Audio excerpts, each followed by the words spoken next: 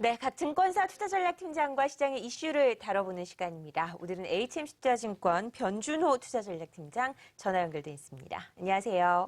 네, 안녕하십니까? 자, 코스피가 2,000선을 회복을 했습니다. 참 2,000선이라는 숫자가 투자자들을 들었다 놨다 하는 것 같습니다. 일단 2,000선을 회복을 했는데 여기에 대한 판단 어떻게 하고 계십니까?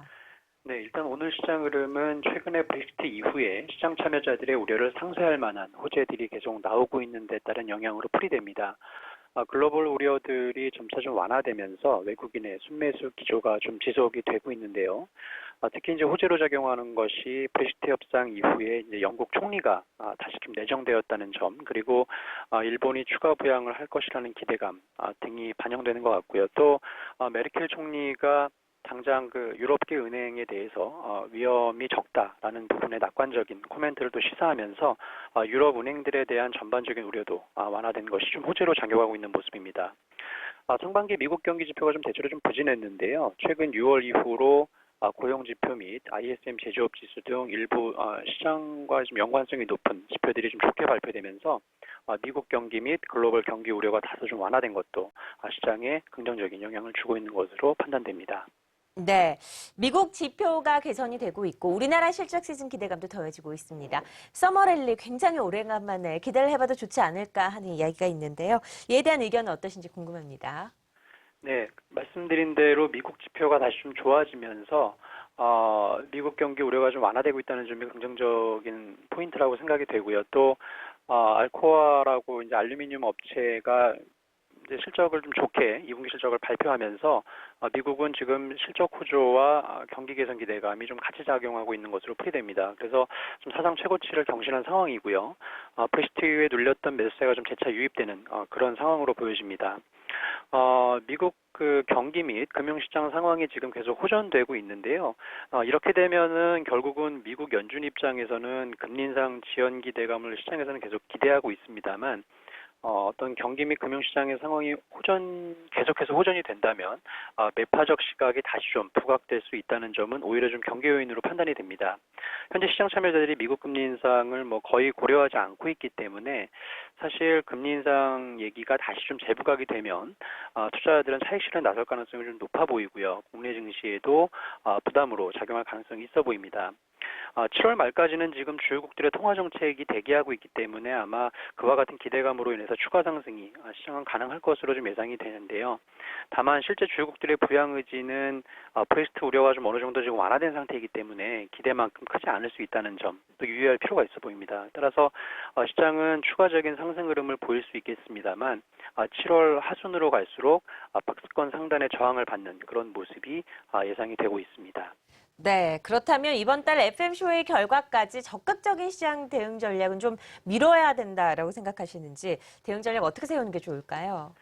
네, 일단은 코스피가 지금 2,000선을 돌파하면서 박스권 상단을 향해 다시 좀 근접을 하고 있는데요.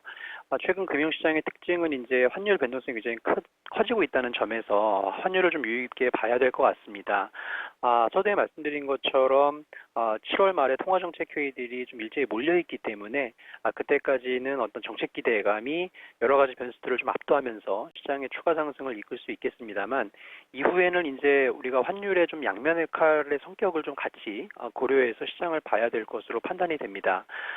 일정 부분 안도랠리가 진행된 이후에 파운드화와 엔화가 정책 흐름에서 약세를 보이게 되면 달러는 또 강세를 보일 수 있기 때문에 국내 증시 입장에서는 현재 원달러 환율이 1140원대에 있습니다만 추가적으로 더 하락할 룸이 적어질 수도 있습니다. 이 얘기는 역으로 좀 시장에 대한 상승 룸도 이제 좀 제약될 수 있다는 것으로 해석이 될 수 있기 때문에 정책 발표들 이후에는 오히려 환율에 대한 경계감이 표출될 수 있다라고 보여지고요. 따라서 현 시점에서는 코스피에 대한 추격 매수보다는 오히려 코스닥 시장에서 종목별로 대응력을 높이는 것이 맞지 않나 싶습니다.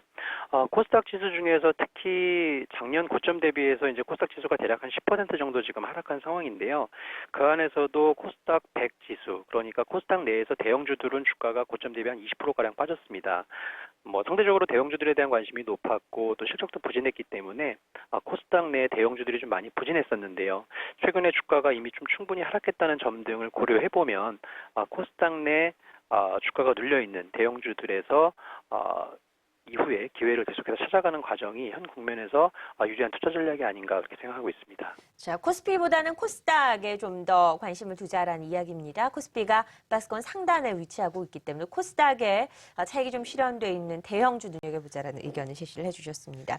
살펴본 변수 중에서 각국 정책 변수가 중요한 이슈가 될 것으로 예상을 하셨습니다. 일단 일본 증시가 바닥권에서 급반등하면서 사흘째 상승세를 기록하고 있습니다. 대규모 부양책에 대한 의지는 여전한 상황이고 있는 모습이고요. 일본 증시를 비롯해서 주요국의 정책적인 흐름은 어떤 방향으로 가게 될 것으로 보시나요? 네, 우선은 지금 브렉시트 이후에 주요국들이 전반적으로 이제 경기 부양 의지를 다시 표출하고 있는 상황이고요. 또 금융시장도 그와 같은 흐름을 지금 반영을 하고 있는 상황입니다. 뭐 결론적으로 지금 4대 주요 글로벌 지역들이 이제 이번 7월 달에 일괄적으로 다 통화정책회의가 예정이 지금 돼 있는데요. 특히 영국 같은 경우는 사실 강한 형태의 경기 부양책을 제시할 거로 보여집니다. 최근에 이제 브렉시트 이후에 경기 하강 위험이 굉장히 커졌기 때문에 이를 좀 최소화하기 위한 정부 대응이 좀 불가피해 보이고요.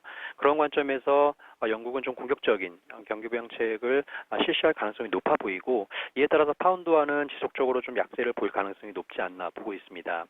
또한 일본 같은 경우도 지금 사실은 브렉시트와는 상관없이 경기 부진과 엔고 현상으로 추가적인 부양이 좀 필요한 상황이었고요. 또 브렉시트가 현실화되면서 그 필요성도 높아진 상태입니다.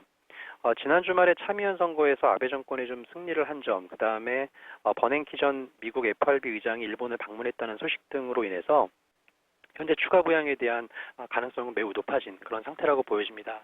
다만 시장에서 거론되고 있는 일본의 어떤 무제한 양적 완화 등 대규모 부양책이 이번 7월에서 나올 가능성은 좀 높지는 않다라고 보고 있는데요. 이유는 이미 좀 브렉시트 이후에 우려가 좀 완화됐다는 측면, 그리고 준비 시간이 좀 짧다라는 측면 등을 고려해 보면 7월 달에 좀 당장 부각되기는 좀 어려울 것 같고요. 시장이 예상하는 수준에서 추가 부양책이 제시가 될 것으로 보여집니다.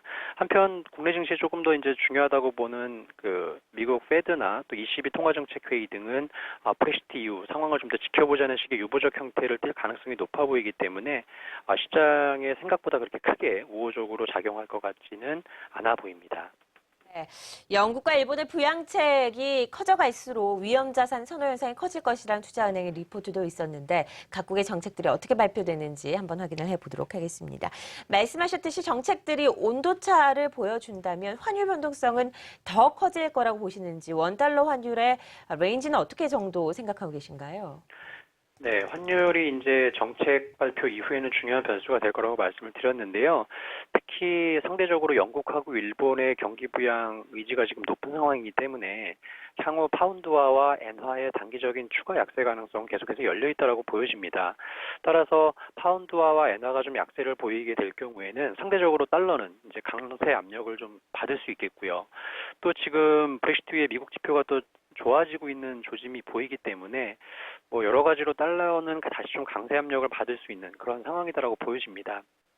또 위안화도 상대적으로 약세 흐름을 계속 보여주고 있다는 점 등을 고려해 보면 전반적으로 원달러 환율은 지금 현재 1140원대에서 추가로 하락할 룸은 많지 않아 보입니다.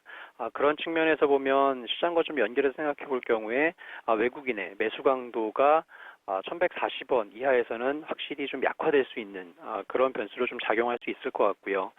또 환율이 계속해서 이렇게 낮은 원화 강세 수준을 유지하게 되면 3분기 수출주 실적에도 다소 좀 부작용으로 작용할 가능성이 있기 때문에 정책 발표들이 있는 이후 7월 말 이후에는 환율에 따른 부작용 효과 등을 같이 고려하면서 시장을 접근해야 될 것으로 그렇게 판단하고 있습니다. 네, HMC투자증권 변준호 투자전략팀장과 함께 글로벌 이슈들 그리고 우리 시장에 미치는 영향까지 분석해봤습니다. 고맙습니다. 네, 감사합니다.